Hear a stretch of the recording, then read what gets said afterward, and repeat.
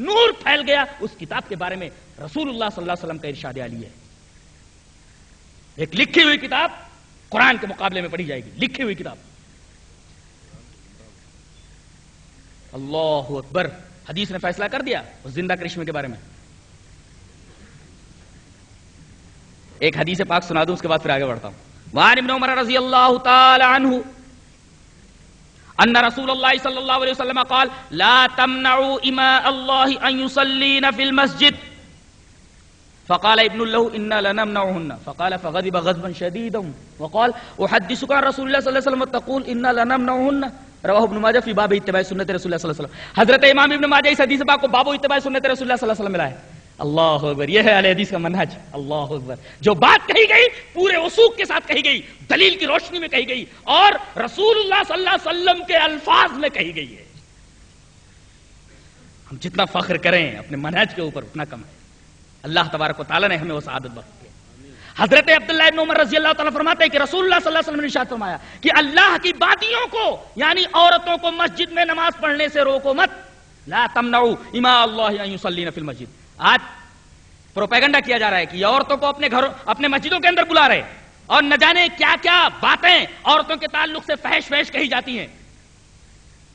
جب رسول اللہ صلی اللہ علیہ وسلم کی یہ بات حضرت عبداللہ ابن عمر نے لوگوں کے سامنے پیش کی تو ان کا ایک لڑکا وہاں تھا. فقال ابن اللہ, ان کے ایک بیٹے نے کہا انا لنمنعهن, ہم تو روکیں گے مسجد میں جانے سے عورتوں کو. قال وغضب غضبا شديدا وقال, راوی کہتے ہیں کہ بہت غصے میں آ گئے حضرت عبداللہ بن عمر. قال, اور کہا احدثك عن رسول اللہ صلی اللہ علیہ وسلم وانت تقول انا لنمنعهن, میں رسول اللہ صلی اللہ علیہ وسلم کی حدیث بیان کر رہا ہوں اور بے وقوف تو کہتا ہے ہم روکیں گے. اس کا مطلب یہ ہوا کہ رسول اللہ صلی اللہ علیہ وسلم کی بات کے مقابلے میں اگر رسول نے کہہ دیا کہ ایسا ہونا چاہیے تو ایسا ہوگا, ایسا ہونا چاہیے. کوئی آپ کے اس عمل کو, اس قول کو چیلنج نہیں کر سکتا. یہ ہے ہمارا منہج, یہ ہے ہمارا عقیدہ.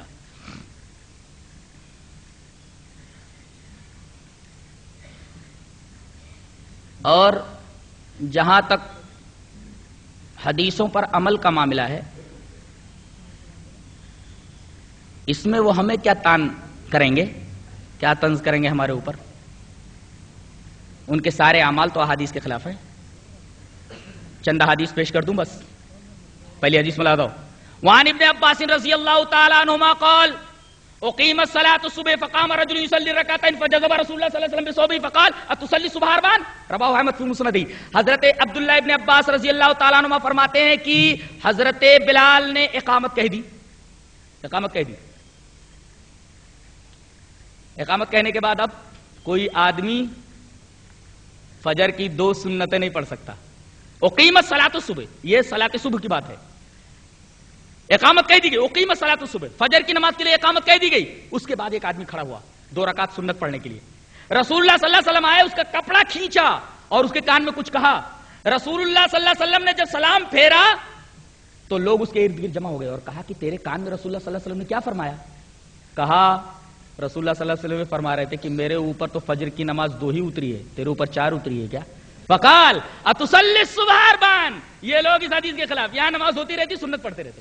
اتصلی الصبح اربعا, رسول اللہ صلی اللہ علیہ وسلم نے اس آدمی سے کہا کیا تیرے اوپر 4 نازل ہوئے, میرے اوپر تو فجر کی 2 ہی رکعت فرض نازل ہوئی ہے. دیکھیے اسی طریقے سے حضرت انس کی روایت دیکھیے. وعن انس رضی اللہ تعالی عنہ قال امر بلال ان يشفع الاذان ويوتر الاقامه رواه البخاری فی کتاب الصلاۃ. حضرت انس رضی اللہ تعالی عنہ فرماتے ہیں کہ رسول اللہ صلی اللہ علیہ وسلم نے حضرت بلال کو حکم دیا, بلال کو حکم دیا گیا کیا کہ اذان کو ڈبل کہیں اور اقامت کو اکہری کریں. یہ بخاری کی روایت ہے. یہاں دونوں ڈبل چالو ہے. اذان چھوٹی